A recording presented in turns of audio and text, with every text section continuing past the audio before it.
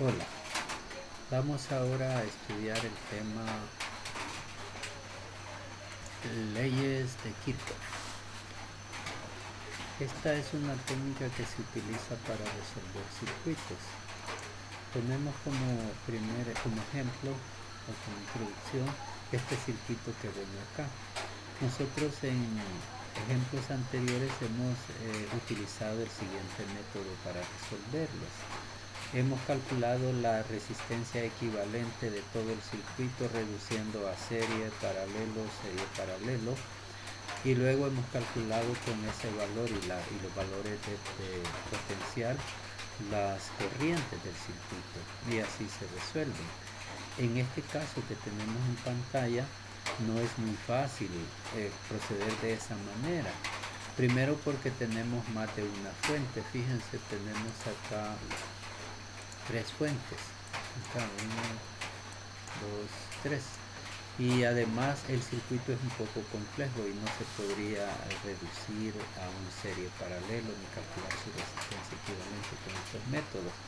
Así que en estos casos es donde se necesita recurrir a otro método que es el que ahorita pretendemos explicar, el que se llama leyes de Kirchhoff. Bien, antes de comenzar de proceder a estudiar de lleno este método, quisiera que aclaremos tres conceptos: el concepto de nodo, el concepto de rama, lazo y malla.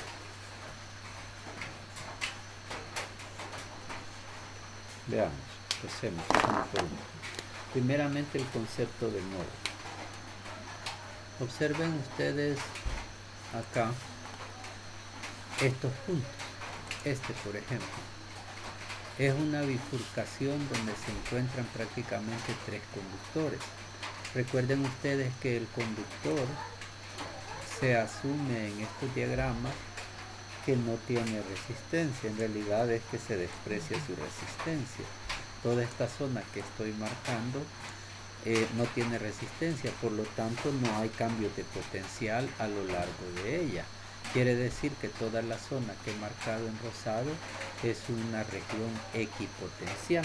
Entonces podríamos pensar que un nodo es eso precisamente, una región equipotencial. Esa sería como la palabra clave. Sin embargo, acostumbramos, decía, llamarle nodo a estas bifurcaciones, como esta que tenemos acá, esta otra y esta otra. Pero podríamos distinguir que aquí tenemos un nodo, en esta región de acá tenemos un nodo diferente, acá, porque aquí está una resistencia que hace un cambio de potencial. Son las zonas equipotenciales. Luego el siguiente nodo pues vendría a ser toda esta región de aquí abajo, está la batería, y así podemos marcar los diferentes nodos del circuito. Bien, el siguiente concepto es el concepto de rama. Fíjense que volvamos a marcar los nodos de bifurcación. Teníamos este y este. ¿Okay? Entonces las ramas serían esos elementos del circuito, esos conjuntos de elementos del circuito que unen a esos nodos. Por ejemplo, aquí tendríamos una rama, ¿sí?, para unir a estos dos. Si unimos a este con este, tenemos otra rama diferente. Toda esta región de acá sería una rama. Observen, esta es una rama diferente. Aquí hay otra rama, acá hay otra rama y aquí hay otra rama. Entonces ramas serían las que unen a esas bifurcaciones de tres o más elementos. ¿Okay? Con eso tenemos el concepto de rama. Siguiente concepto pues es el concepto de lazo. Acá. Lazo. Vemos. Lazos serían prácticamente ramas cerradas. Por ejemplo, veamos acá. Tenemos este de acá. Toda esta rama cerrada sería un lazo. Acá tendríamos otro lazo en la parte de arriba, correspondiente a esta parte de acá. Y tenemos otro lazo también acá, el lazo grandote este. No importa el sentido en que lo recorremos, prácticamente tenemos 3 lazos. ¿Creen ustedes que son los únicos lazos que podemos tener en este circuito? Pues en realidad no. Podríamos tener más lazos en este circuito. Por ejemplo, les voy a marcar uno. Si yo me vengo por aquí, luego por acá, luego por acá, luego por acá, por acá y por acá, he obtenido otro lazo. Y así habría una cantidad finita de lazos. Creo que en este caso habría algo similar por acá y el entorno total del circuito. Entonces esos son los que se llaman lazos. ¿Okay? Estamos con el concepto de lazos, ¿sí? Y el último es el concepto de malla. Bueno, malla, una vez conocemos el concepto de lazo, es bien sencillo. Las mallas son nomás los lazos disjuntos, le llamo yo, queriendo decir lazos que no contienen otros lazos. ¿Comprenden? Por ejemplo, esto es una malla, ¿sí? Esta de acá abajo es otra malla porque dentro de ella no hay más mallas. Este que voy a hacer ahorita no es una malla, solo lo voy a hacer para ilustrar. Si yo cojo a este acá, este es lazo pero no es malla porque contiene mallas adentro. Entonces ese no. Y la última malla sería entonces esta de acá. Y ahí sí, solamente tenemos 3 mallas en el circuito, porque los siguientes que podemos armar ya serían lazos, pero no mallas. Entonces ese concepto lo vamos a marcar porque este es muy importante porque es el método que vamos a ocupar nosotros para resolver. Hay diferentes métodos, pero pues si algún familiar, algún amigo les puede recomendar otro método y ustedes pueden irse por el que quieran. Aquí en la clase vamos a tocar el método de mallas. ¿Okay? Bien, entonces como ya tenemos aclarados estos conceptos, podemos pasar a estudiar las leyes de Kirchhoff. ¿Sí? Primera ley de Kirchhoff, ley de los nodos, la ley de los nodos. Esta ley se refiere a un nodo de bifurcación. Recuerdan que en el circuito teníamos estas bifurcaciones de 3 ramas, digamos 3 ramas convergen en este nodo que tenemos acá. Entonces vean las corrientes. Acá hemos supuesto una corriente, digamos como de unos 20 amperios que están ingresando y hay un drenaje de 10 amperios para arriba y otros 10 amperios para abajo. Entonces unas corrientes son entrantes y otras corrientes son salientes. Designamos a las corrientes entrantes como positivas y a las corrientes salientes como negativas. Esa sería como la convención. Pueden hacerlo a lo contrario, pero eso es puras convenciones, nomás, no es estricto que así tiene que ser. Entonces, el teorema de los nodos lo que establece es que la sumatoria de todas las corrientes, pero una suma algebraica, es igual a 0. Esta es igual a 0. Entonces, veamos nuestro caso, apliquémoslo. Tenemos la corriente I1 más la corriente I2 más la corriente I3, la respuesta tiene que dar 0. Es lógico que algunas de estas tienen que ser negativas y la otra pues tendría que ser positiva. Despejemos I1 y obtenemos esto que se ve acá. Ya, entonces I1 sería la suma de I2 más I3, pero con el signo contrario, porque I1 es entrante, I2 e I3 y su respectiva suma es saliente. Estamos. Entonces ahí se puede ver el teorema. I1 positiva, I2 negativa e I3 negativa. Entonces la convención I2 es negativa, I3 negativa, I1 positiva. La convención es precisamente eso, lo que había escrito por acá al principio. de que las corrientes entrantes son positivas y las corrientes salientes son negativas. Eso es la convención con que vamos a trabajar. Bien, eso fue la ley de los nodos. Pasemos a la siguiente. La ley de los voltajes o segunda ley de Kirchhoff. Tomemos como ejemplo esta rama. Observe, aquí tenemos una rama, un resistor y una FEM. La FEM es de 30 voltios, que es este que tenemos acá, y la resistencia, que es este que tenemos acá, es de 2 ohmios. Entonces coloquémosle una corriente para que la circule. Tenemos una corriente de 10 amperios. Esto nos provocaría caídas de voltaje acá en el resistor.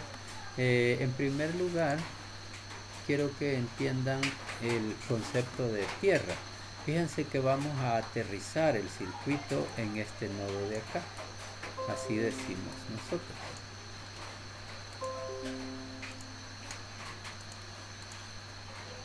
Aterricemos, decía, el circuito en este nodo de acá. Ese es el símbolo para aterrizar, conexión a tierra. Hemos aterrizado el circuito en ese nodo. Quiere decir que en toda esta equipotencial, en todo este nodo, el voltaje va a ser 0. Recuerden que la energía es relativa. Por ejemplo, la energía potencial, si ustedes están en un piso, pueden decir, sea aquí 0 la energía.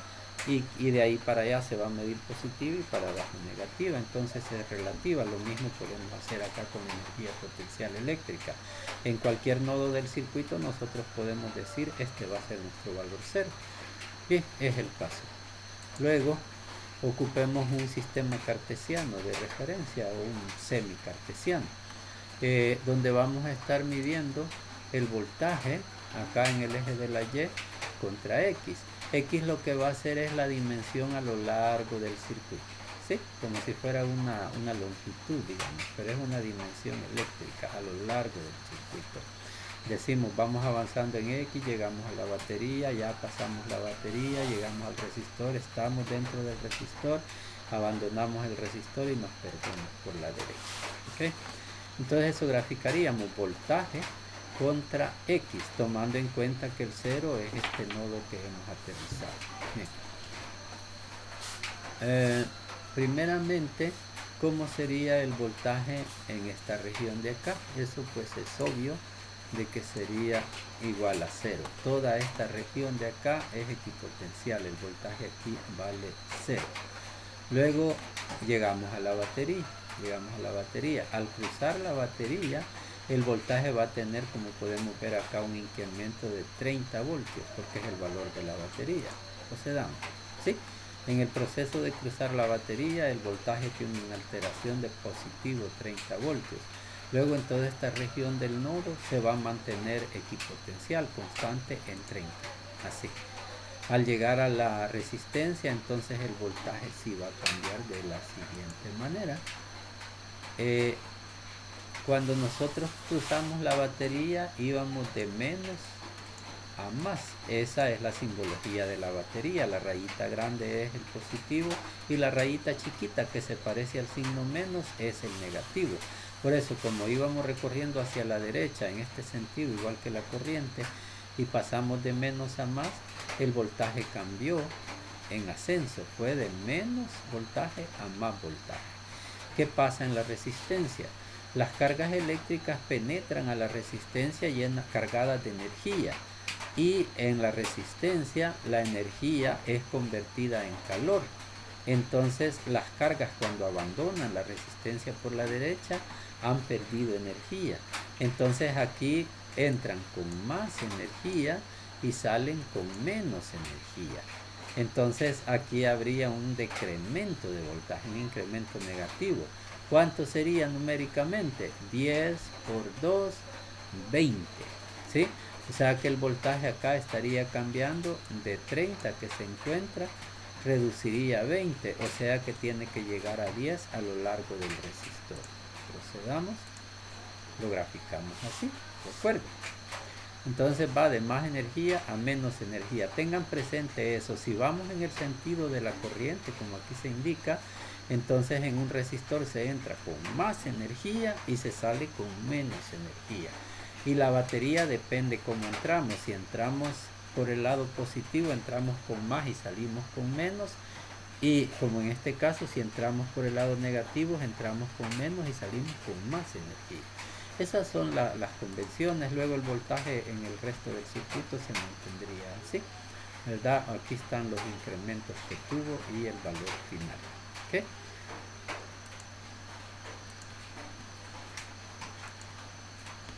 Hasta ahí hemos explicado un poco de cómo se comporta el potencial a lo largo de una rama, que esto es la ley de Kirchhoff, el principio de conservación de la energía aplicado a los circuitos. Ahora vamos a hacerlo para una rama cerrada, porque no hemos terminado la segunda ley de Kirchhoff. La primera, sí, recuerden, la suma de las corrientes es cero. Ahora vamos con esta. Esto es un lazo así puede ser una malla, simplemente un lazo o un circuito cerrado. Entonces aquí vamos a estudiar la segunda ley de Kirchhoff o ley de los voltajes. Veamos, he escogido un circuito pequeño para que tengamos un circuito sencillo para que sea fácil de resolver. Tenemos acá una resistencia de 4 y 4, como están en serie, la sumamos, 8 y 6, 14, más 2 da una resistencia total de 16 ohmios. Y como el voltaje es 32, al dividirlo por 16, nos da una corriente de 2 amperios. ¿Okay? Entonces, eso es lo que tenemos ahí, una corriente de 2 amperios circulando en el sentido horario. Entonces, rotulemos también los elementos con sus voltajes y sus polaridades. Hagámosle un pequeño análisis. Recuerden, como la corriente circula en sentido horario, entonces en el caso del resistor lo coge entrando por la parte baja con más potencial y sale con menos potencial por arriba. El resistor de la derecha entra, aquí lo tengo malo, perdón, entra con más potencial y sale con menos potencial. Y el mismo error tengo acá, la corriente entra con más potencial y sale con menos potencial. Acá prácticamente todos los tenía malos excepto este. Luego aquí entra con menos potencial y sale con más potencial, y este que ya lo habíamos corregido. Entonces, salve las correcciones, esas serían las polaridades. Observen, la corriente en los resistores entra siempre por el más y sale por el menos. Acá, como viene en descenso, entra por el más y sale por el menos. ¿Sí? Entonces, veamos ahora un recorrido. Hagamos un recorrido en esta malla. Partamos de este punto. Veamos. Partamos de este punto. Ese va a ser nuestro origen. Y podría ser, digamos, el voltaje cero si quieren. Pero hagamos el recorrido. Primeramente vamos a sumar 32 voltios. Perdone, el origen en realidad lo colocamos aquí, no lo colocamos aquí. Disculpen. Vaya, empecemos de nuevo. Este es nuestro origen. Primeramente, como vamos a caminar en forma horaria, cruzamos la batería y vamos de menos a más. Eso nos provoca un incremento de 32 voltios, ¿sí? Estábamos aquí y cruzamos la batería en dirección de menos a más. Eso hace que el voltaje suba en 32, como en la rama que expliqué anteriormente. Luego cruzamos la resistencia, son 8 voltios. Aquí ya no voy a ir diciendo 8 por 2, 4 por 2, 8, sino que ya tengo los voltajes. Luego entramos a este resistor y va a haber una caída de 8 voltios. ¿Okay? Ahí está. Luego entramos a este resistor y de nuevo una caída de 12 voltios. Al cruzar este resistor tendríamos una caída de 4 voltios. Y llegamos a nuestro punto de partida, entonces decimos igual 0. Ese es un recorrido de malla. Ahí lo tenemos. Eso va a ser como nuestra herramienta de trabajo con este tema de Kirchhoff. Entonces,